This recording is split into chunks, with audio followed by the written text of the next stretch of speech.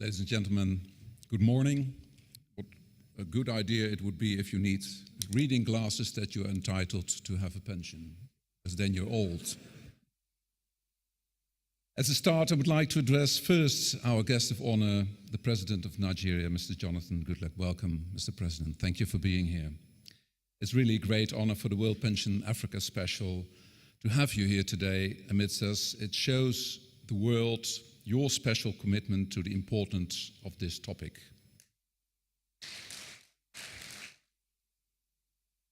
We see that many politicians and workers give this topic the attention too late and often too little. But having you here shows that the people of Nigeria and the people of other nations in Africa, they have the pension top priority at this moment. Your Excellencies, delegates from so many African countries and beyond, ladies and gentlemen, welcome to the first World Pension Summit Africa Special. We are very proud to have you here, so many delegates today, despite the last-minute trouble we had with the airport logistics, but that was all solved, so we're lucky to have you here now. Welcome. My name is Eric Egging.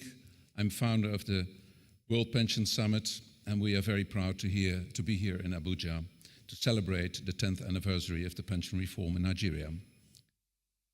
We're especially grateful to the PenCom organization to be host of the summit. We have been working closely together for over half a year with PenCom, and we hope to be able to create a strong, long-lasting thought leadership platform for pension professionals in Africa, starting with this first summit today. I'm grateful to Chinelo Ano Amozu, Director General of PenCom, to have had this vision of sharing insights and latest developments in the pension industry, because that's what the World Pension Summit does. For 5 years now, we have been creating a strong, informative and learning platform for and by pension professionals, working all over the globe.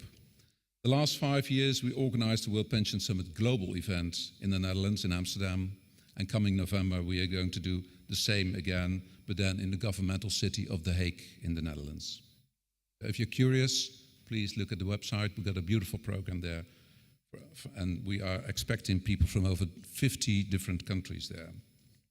And we are expanding. Africa is a very interesting, fast-growing continent where new ways of pension schemes are being developed and explored. Not having had the heritage of old systems like Europe or Latin America, you are going to build the latest insight in pension schemes, which gives you the opportunity to build the best systems in the world, sustainable systems. We know that Nigeria has that ambitions, and of course we want to secure sufficient pension provision all over Africa and specialists in Nigeria. That's a challenge for every country, I think. This first summit will give attention to the future of African pension schemes, dilemmas on investment policies, for example, investment in infrastructure and real estate. We talk about risk management, social security reform, regulatory issues, reputation of pensions and technology in pension, and much more. And of course, we offer a unique place for networking. Getting to know pension professionals, getting to know each other is vital. There you can learn and there you can share ideas. During today and tomorrow, we had to shift a few things in our program.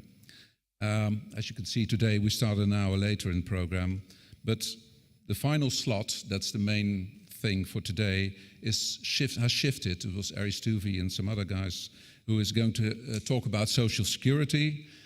We are going to have them for tomorrow morning as an opening slot.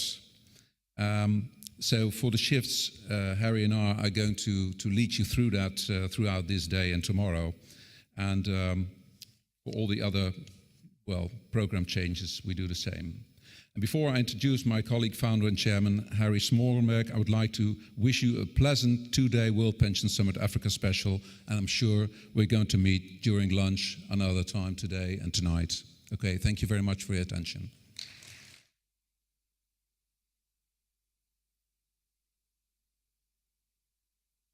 Mr. President, Your Excellencies, ladies and gentlemen, thank you for joining the World Pension Summit Africa Special.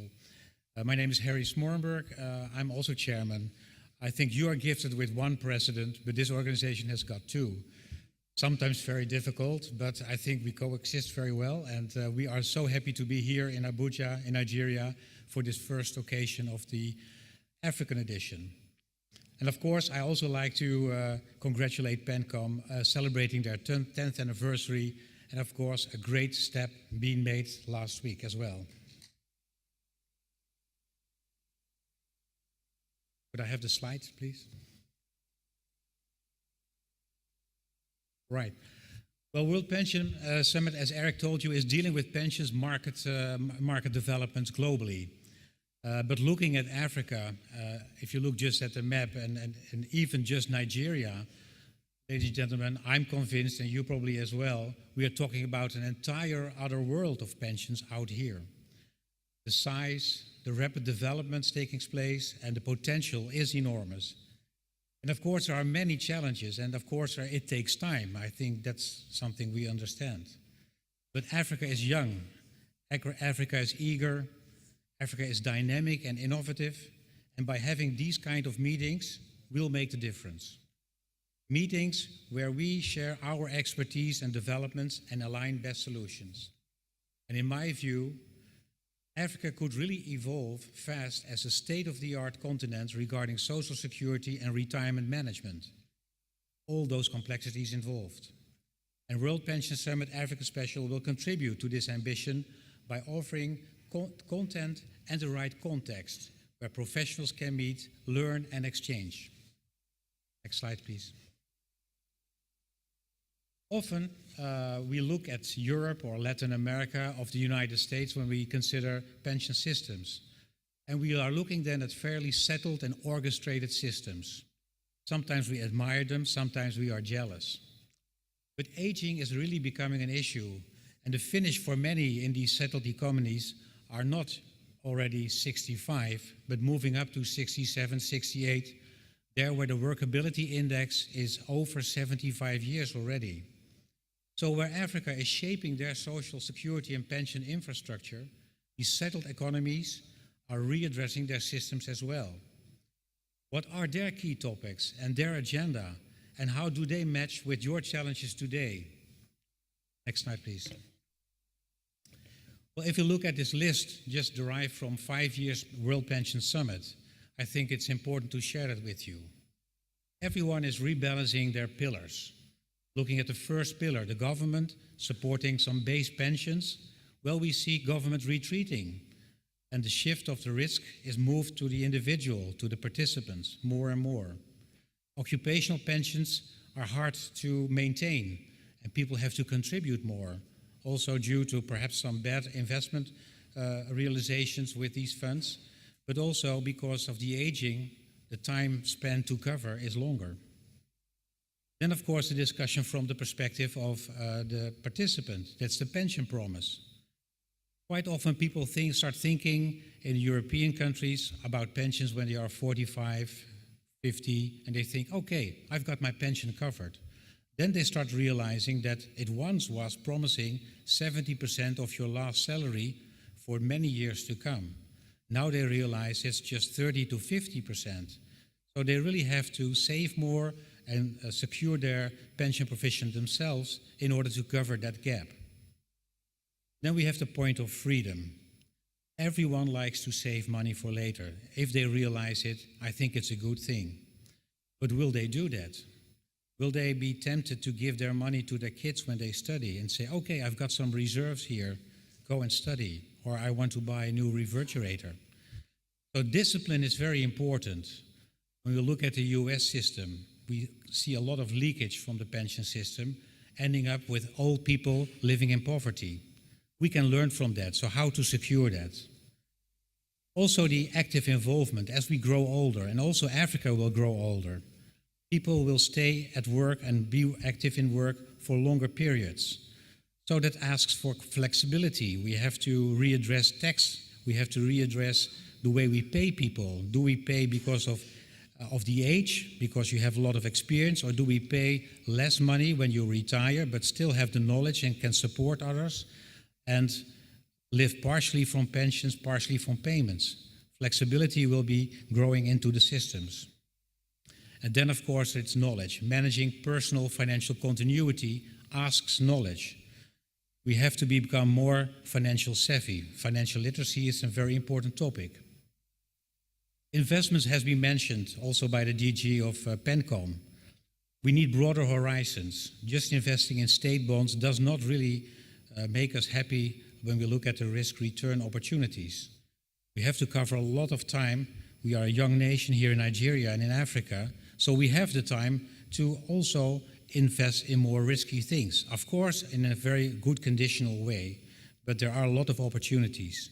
And also investment close to home, because, and that's what we experience in also Europe, it's very good to stay very close to your own economy, partially, because that shows also the participants that you invest in your own economy and your own destination as a nation. Very good thing. And then, of course, regulation. It's all about risk management. Focus securing on a sustainable pension climate and, of course, operation. We need prudent systems because not only do we have to restore trust, we have to guarantee trust for generations. Next slide, please. So the diversity of Africa is a big challenge. And I could compare this to some extent to Europe, the European Union. There's a lot of friction there as well between nations. A lot of discussion on what is collective, what is collaborative, what is competitive, but also what could be new standards? What do we do with migrant workers? And how do we make the system more flexible amongst the nations? Well, sharing developments and best practices will be the first step. There are and always will be cultural differences and different paces in economic development between nations. But in the core, I do similar needs, and we could benefit from universal answers. We do not have to reinvent pensions or social security. Next slide, please. Yet essential for Africa will be the first base of the pyramid, and this is establishing a base safety net for every citizen. Africa's first challenge should be addressing this base. World Pension Summit is very happy to welcome Aries Touvi as president of the ISSA here at the World Pension Summit, and he will stress this core base investment in social and economic development. Next slide, please. So, ladies and gentlemen, Africa is ideally positioned to leapfrog on essential lessons learned globally, and World Pension Summit is positioned to service you and invest to bring best content and context possible. Next slide, please. Pensions is actually a postponed salary. If secured and nurtured in the best way, it will secure, to some extent, an additional income on top of base of the first pillar. Additional savings from, for instance, investments in your home could add some more money. But understanding the need to save and build for times needed, such as retirement age, is essential. Financial literacy is key. It probably should start with young kids, actually, understanding what I would call the topic personal economy, a subject that should be taught right from the start from grammar school. And ladies and gentlemen, even in Holland, where I come from, not everyone understands the meaning of interest or the effects of inflation on your savings or how to budget money and save money. Very essential elements to secure pension provision as well. Next slide, please. Based upon this understanding, people should become mature, financial savvy individuals who can manage their financial destination and being able to tune their choices in life. As employer, as government, we should secure a financial base and what I would call in a very sensible paternalism way. And this is to protect the people for not spending all their money on certain life events only. So we need some mandatory commitment in order to secure sufficient pension. I'm also very happy to see in the new Act some real measures in that respect. So I congratulate you with that. So last slide, please. Well, ladies and gentlemen, we already know that there must be life on other planets. We travel to Mars, we land on meteors flying by the sun, and yet we still have to resolve base questions on poverty, social inequality, and enabling a peaceful coexistence amongst peoples and several groups here on this tiny Earth in space. The World Pension Summit will cover some aspects, but crucial aspects, to secure a better world. And we certainly hope and expect to contribute that in the years to come. And I'm very happy to be part of this first step and initiative here in Abuja with you all. And as chair, I wish you a very productive summit. Thank you very much.